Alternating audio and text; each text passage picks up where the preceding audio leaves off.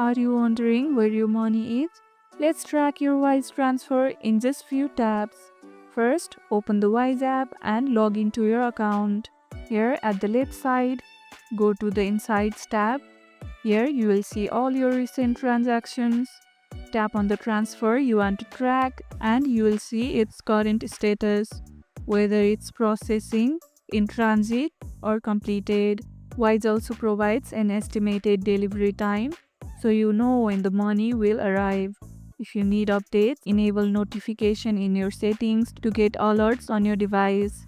If the transfer is stuck, check for any pending verifications or contact Wise support. How long do your Wise transfers usually take? Comment below. Now you exactly know where your money is. If this video helped, hit the like button, share it, subscribe, and leave a comment. Thanks for watching, and I'll see you in the next one.